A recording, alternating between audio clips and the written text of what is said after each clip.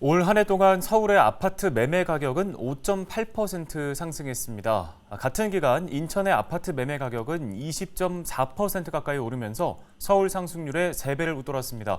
불과 10개월 만에 집값이 20%가 넘게 오른 건데요. 네, 지난해까지는 월급을 한 푼도 안 쓰고 10년간 모으면 인천에 집을 장만할 수 있었는데 올해는 집값이 오르면서 이 기간이 3년 더 늘어났습니다.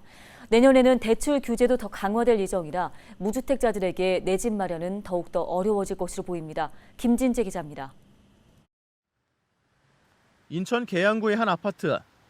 이 아파트는 지난해 9월 전용 면적 59제곱미터 매물이 2억 2천만 원에 거래됐지만 1년 뒤인 지난 9월에는 같은 면적이 4억 500만 원에 거래됐습니다.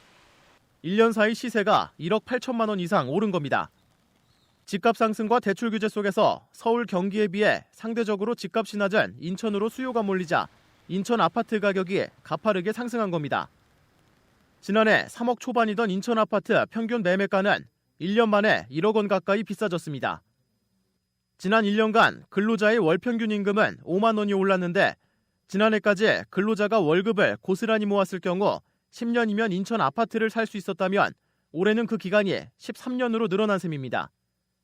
높아진 집값에 인터넷 커뮤니티에서는 이제 부천은 못 가고 망설이면 인천도 못 간다는 말까지 나오고 있습니다. 특히 대출 규제가 강화되면서 현금이 없는 실수요자들은 내 집 마련이 더 어려워지고 있습니다. 무주택 실수요자가 조정 대상 지역인 인천 부평구에서 평균 매매가 수준의 아파트를 구매할 경우 대출 한도는 70%로 현금을 최소 1억 2천만 원가량 보유해야 합니다. 만약 투기과열지구인 연수구에서 아파트를 구매하려고 한다면 대출 한도는 50%로 줄어 최소 3억 4천만 원의 현금이 필요합니다.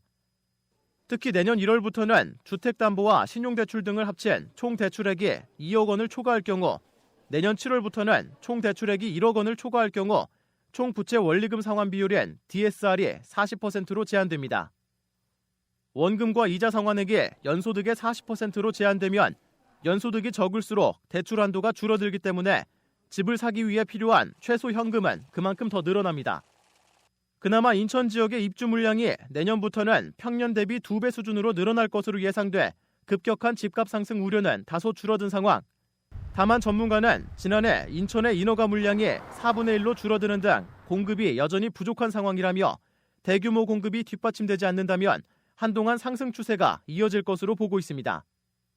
주변에서 밀려 나오는 전세 난민의 수요가 매매 추세로 가장 많이 돌아서는 지역이 인천이거든요. 인천 같은 경우에는 올 하반기에서 내년 상반기까지도 지속 상승의 여력은 조금 있다. 다른 지역보다는 하락세라든지 상승세의 둔화가 조금 덜할 것으로 예상이 됩니다.